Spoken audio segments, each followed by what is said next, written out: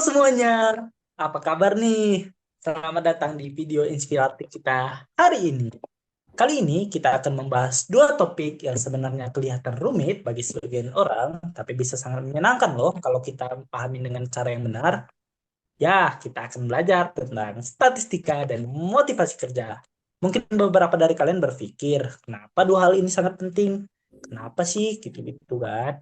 Nah, di video ini kita akan membahas bagaimana statistika dan motivasi saling berkaitan dan bagaimana keduanya bisa menjadi kunci untuk menciptakan perubahan besar, khususnya bagi kita yang sedang menempuh studi atau berkarir di bidang administrasi publik.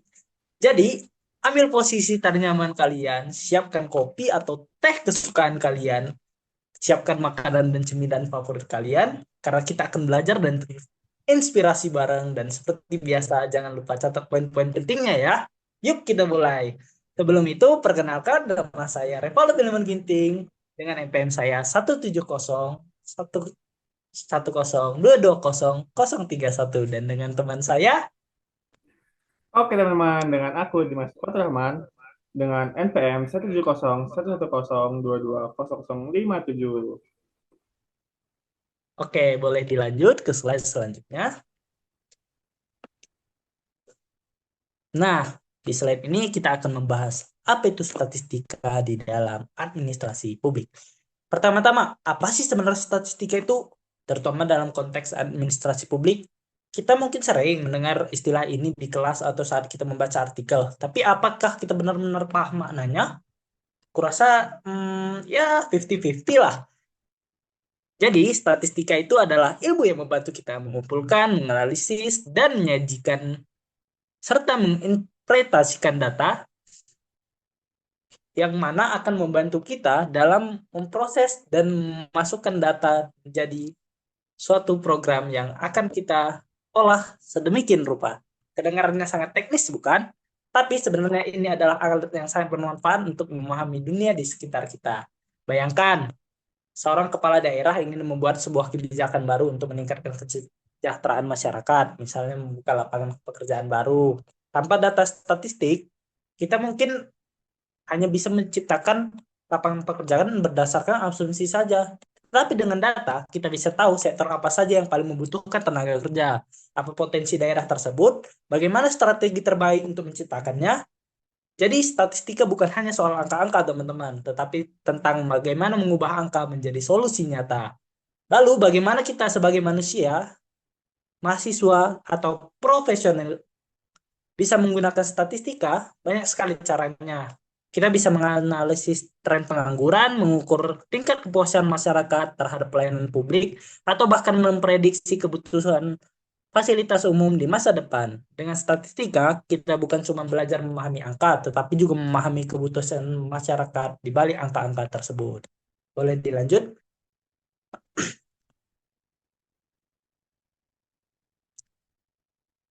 Penerapan statistika di dunia kerja administrasi publik. Selanjutnya, mari kita lihat bagaimana statistika diterapkan di dunia kerja, khususnya di bidang administrasi publik. Misalnya, dalam evaluasi program pemerintah, pernah nggak kalian dengar tentang program yang katanya gagal mencapai target? Nah, dengan statistika kita bisa menganalisis apa yang salah. Apa karena kurang anggaran? Apa target yang dibuat terlalu tinggi? Atau justru programnya yang bermasalah? Tapi belum didokumentasikan dengan baik. Nah, di bidang perencanaan kota, kita juga bisa memainkan peran besar nih. Contohnya di bidang data yang digunakan untuk menentukan prioritas pembangunan, seperti membangun sekolah di daerah tertentu, memperbaiki infrastruktur, atau membuka akses fasilitas kesehatan. Dengan data yang akurat, kita bisa menciptakan bahwa anggaran negara digunakan dengan efisien dan benar-benar menjawab kebutuhan masyarakat. Statistika juga digunakan dalam bidang pendidikan. Misalnya, kita bisa mengevaluasi efektivitas sebuah program beasiswa. Apakah program itu benar-benar membantu siswa dari keluarga yang kurang mampu? Berapa banyak siswa yang berhasil lulus dengan bantuan beasiswa tersebut? Dengan data-data yang kita punya, dasar yang kuat bisa menjadi keputusan kita untuk membuat kebijakan yang lebih baik lagi. Boleh dilanjut? Hubungan motivasi kerja dan produktivitas dan strategi. Beranjak ke topik selanjutnya nih teman-teman, motivasi kerja. Kalau kita bahas soal produktivitas, motivasi adalah salah satu kunci utamanya, bukan? Tapi apa sebenarnya motivasi itu? Secara sederhana, motivasi adalah sebuah dorongan atau alasan balik setiap tindakan kita. Ketika kita merasa termotivasi, kita cenderung lebih fokus, lebih kreatif, dan lebih produktif. Tapi motivasi nggak selalu datang dari faktor eksternal seperti gaji atau penghargaan besar. Kadang hal-hal sederhana seperti terima kasih, apresiasi-apresiasi kecil, atau mungkin hal-hal yang kita merasa dihargai oleh orang lain, itu bisa menjadi dorongan besar untuk orang lain loh, teman-teman. Ada juga motivasi intrinsik seperti rasa puas karena berhasil menyelesaikan suatu tugas yang kelihatannya rumit atau susah, tapi kita berhasil melaksanakannya, jadi keinginan kita untuk terus belajar semakin kuat gitu. Misalnya, kalian pernah nggak sih merasa bangga dengan paham materi materi yang, oh, kelihatannya ini kayaknya aku nggak mampu nih, tapi setelah dipelajari, oh, mampu. Contoh seperti statistika, itu adalah contoh motivasi intrinsik, teman-teman. Jadi, sebagai mahasiswa atau pekerja, penting untuk meningkatkan lingkungan yang mendukung motivasi. Kita bisa mulai dari hal yang kecil seperti menetapkan tujuan harian, mingguan, dan jangan lupa memberi penghargaan kepada diri sendiri ataupun orang lain, misalnya dengan istirahat sejenak setelah menyelesaikan tugas. Boleh dilanjut oleh teman saya.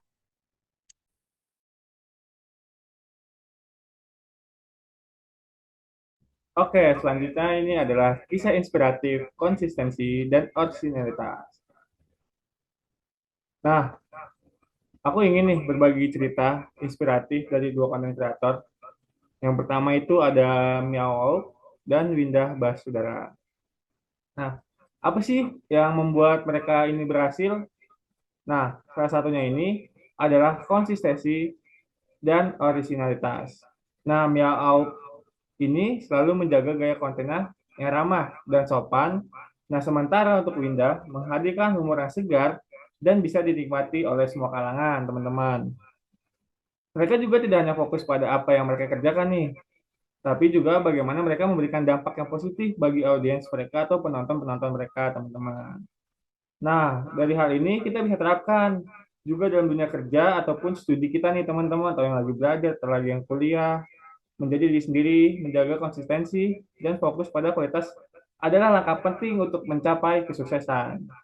Nah, jadi meskipun kita belajar statistika atau meningkatkan motivasi kerja, jangan lupa untuk tetap autentik, teman-teman. Nah, selanjutnya ada statistika, motivasi, dan masa depan kita. Apa sih statistika, motivasi, dan masa depan kita? Statistika dan motivasi kerja adalah kombinasi yang kuat untuk menciptakan perubahan. Nah, dengan statistika ini, kita bisa memahami nih kebutuhan masyarakat.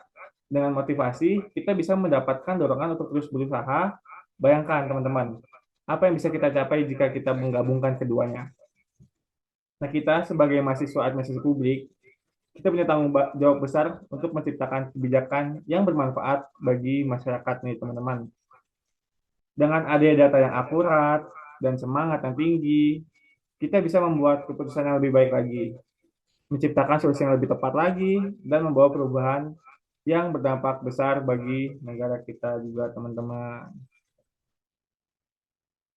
Nah, karena kita ada di penghujung eh, presentasi kita, terakhir, aku juga ingin ingetin nih kepada teman-teman bahwa kalian setiap langkah kecil yang kita ambil adalah investasi untuk masa depan kita, teman-teman. Jadi, jangan pernah meremehkan usaha kalian, sekecil apapun itu. Teruslah belajar, teruslah berusaha, dan jangan pernah berhenti bermimpi. Terima kasih juga sudah menonton. Tetap semangat dan sampai jumpa di video inspiratif berikutnya. Mungkin cukup dari kita. Jangan lupa di like dan follow dan komen di YouTube kita. Terima kasih. Dadah semuanya. Terima kasih. Dadah, teman-teman. Bye.